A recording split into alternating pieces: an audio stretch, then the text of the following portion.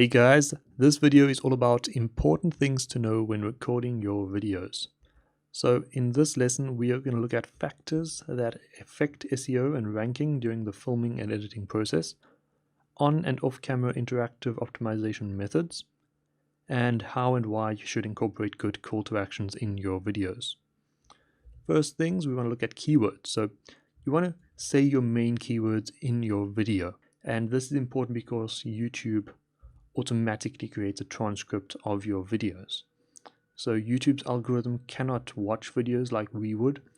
The algorithm reads data, it reads written form. So YouTube creates a transcript of the content in the video, which is just things that are being said throughout the video. Your video's transcript, the captions of the video will also work as that. So YouTube's algorithm reads this and then can gauge the keywords and what this video is about, and then suggest this video to viewers who may be interested in that topic. Or if you're trying to rank for specific keywords, they can see what this video is about, how well the video is performing for these keywords, which keywords it should rank for, and then the algorithm can rank that video accordingly. So you want to mention your main keywords right at the beginning of your video.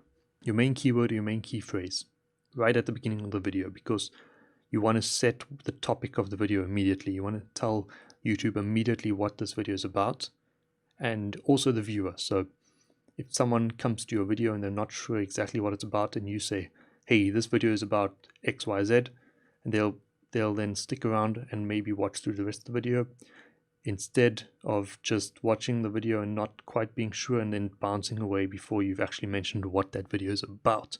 But because you mentioned this right at the beginning, YouTube is already then reading these keywords in that first paragraph of the transcript, and they know then, okay, this video is about XYZ keywords. This is the content. It can then go through the rest of the video and look for your keywords that you've included there and the rest of the content of that video. Okay, so this is why you also want to include your keyword 2 to 4 times throughout the video. And this was just depending on your niche, the length of video. So if you have a very short video, if you mention it 4 times, an exact key phrase 4 times, it might start to come off a bit pushy. But if you have a long video and you mention this exact key phrase 4 times, you're just reminding people on what they're watching. So that comes off in a lot more natural sense if you include that then in a longer video. If you have a shorter video and you only mention that once or twice, so immediately when you're introducing your video and then somewhere throughout the video, maybe towards the end, in the middle, you're then also, it's coming across more naturally, and you're explaining sort of what this video is about, what people are doing here, what they're learning, why they are experiencing this, what this video is about. Okay.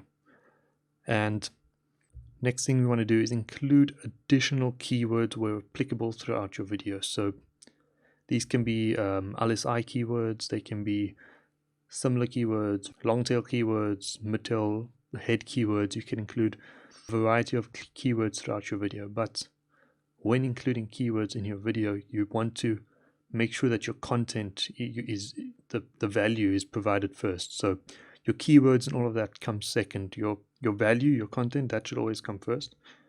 You shouldn't create a video just so that you can get keywords inside of them. So you want to have a value that you're trying to give your viewer first, and then you can try and add keywords around that later on, and that should also come naturally. You shouldn't just stuff keywords in. You should talk about a topic, and if you naturally come across certain topics, or if you script your videos and you're writing through that, you should then use natural sentences, natural paragraphing. You should have good grammar and try and stay away from keyword stuffing and just make things natural. So you shouldn't push keywords just for the sake of having keywords inside of your video.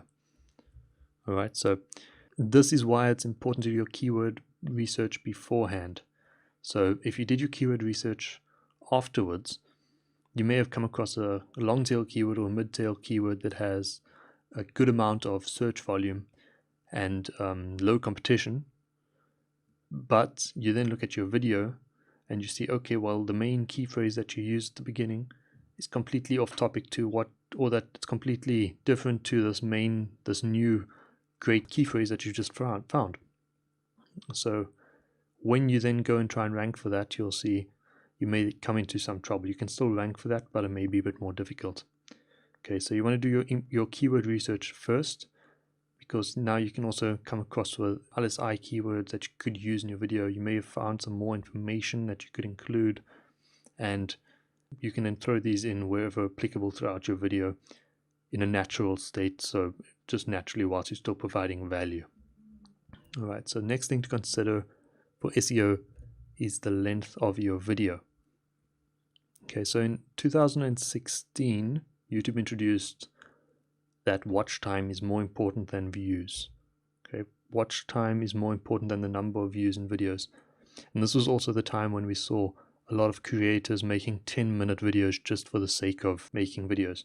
So YouTube wants to keep the viewers on the platform, and this is why length of video and watch time in particular is important to them. So videos that have the most watch time get recommended more, and they rank higher because YouTube wants to retain viewers on the platform. So if you've got a great retention rate, great click-through rate, and great watch time, then okay, retention rate and watch time is sort of similar, but if you've got a longer video with a great retention rate, that means you can have more watch time. Now, if you can have a good watch time and click-through rate, your video is going to perform well. That's just how YouTube works now. Alright, so an example now would be a video with 60% watch time at 10 minutes will do better than a video with 80% watch time at 5 minutes. And that's with all factors equal. So even though the longer video has got a lower retention rate, because that video is longer, it's getting people to watch the video on average for 6 minutes, whereas the 80% watch time video is only getting a 4-minute average. So YouTube will recommend the 6-minute average video instead of the 4-minute one, because YouTube will have people on their platform then for longer. Alright, so you want to test your video duration. So long videos may perform better in different niches. Some niches may have shorter videos still performing well because the content just performs better in a short form. So if your niche performs better for short form content, then you should just continue creating short form content. This is why it's important to test different video durations, because you want to find the ideal video length, which is the most amount of watch time while still capturing the viewer's attention. So keeping a high retention rate whilst having the most watch time. For example, if you've got a video that's 8 minutes long but it's only getting 60% retention, you can then try and make a video that's 10 minutes long. If you see that people are still sticking around for quite a long time, so 55% on average, then you can continue making that 10-minute videos and then experiment further, maybe 11 or 12-minute videos. And this is also whilst still providing value in order to get that video to 10 or 11 minutes. You want to keep providing value. You don't want to just increase the length for the sake of increasing the length of a video. You can also decrease and shorten up your video length in case you have a lower retention rate. You want to, if you can see that people are jumping after a certain point, you can try and make your videos a little bit short and try and remove any excess information from your videos in order to keep people's attention for longer. So you want to pay attention to how the most amount of watch time you can get while still capturing viewers' attention in order to find your ideal video length for your channel and for your niche. Alright, so as I said, you need to provide viewers with value. This can be through entertainment, information, etc. So it doesn't mean that if you're a comedy channel, you can't provide viewers with value. You're providing entertainment. If you are a teaching channel, you're providing information. You're providing tutorials. You're teaching people things. Alright, so you want to reduce your fluff and unnecessary content. And that is what I mean by just pushing your videos to 10 minutes for the sake of pushing a video to 10 minutes. You don't want to make your videos longer just for the sake of having a longer video. Okay. You want to provide value and give your viewers a reason to like, subscribe, comment, share, etc. in the form of your content. So when you're providing someone with value, they may want to then provide some value back to you, which would be in the form of a like, a subscribe, a comment, or sharing your content with some friends or people who may also be interested in your video. Okay, it's a bit of a scratch my back and I'll scratch yours situation there. Okay, and that's where a call to action comes in. And a call to action is very important because a lot of the time you provide a viewer with value, they may not know how to give some value back to you. And a lot of the time viewers don't really pay attention to liking and subscribing and commenting. They're watching videos, they've gotten their value, and then they leave. But if you remind them that if they want to watch some more similar videos, they should subscribe, or if they like this video, they can give it a thumbs up. And if they have any friends who may be interested, they should share the video and that type of thing. If you want to start a conversation down below in the comments, asking a question perhaps, you can then sort of capture their attention and then send them somewhere, so that your call to action, you're giving the viewer direction on what they should do next. And that's liking the video, leaving a comment, subscribing for similar content, or sharing the video. Your call to action could also be sending them to your website or sending them to an email opt-in. Maybe joining your course or calling your yoga lessons, or doing something. You're providing them something to do next. You're giving them direction. Okay, so like the video, leave a comment, subscribe for similar content, or share the video. Generally, for this type of thing, you can introduce it early and then reinforce it later on in the video. And what I mean by that is, if you're trying to get subscribers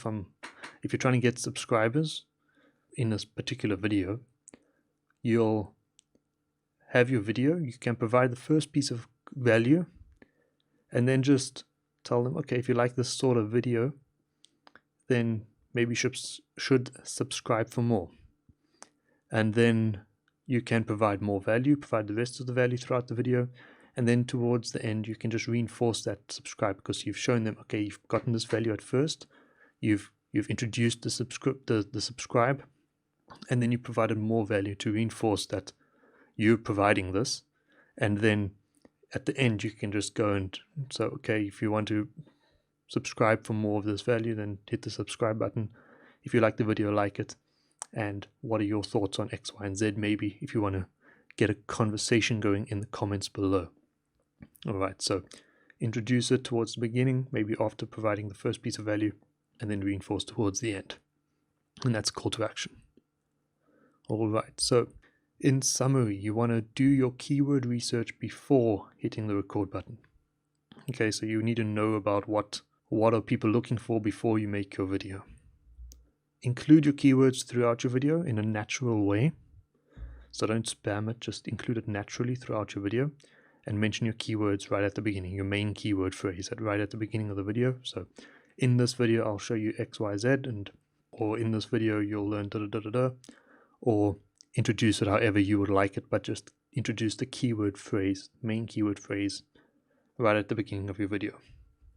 And you want to create videos with the maximum length that it still maintains engagement. So watch time plus an engaged audience, whichever balance. You'll find this by testing different lengths and seeing which lengths are performing the best for you in terms of retention rate, watch time, and audience engagement. Alright, so provide viewers value and give them a reason to watch, like, and subscribe. If you're going to ask them for a like and subscribe, you might as well provide them then with value. Okay, and then introduce a call to action early and reinforce it towards the end after delivering the video value. Subscribe for more, etc. That's it for this lesson. I will see you in the next one.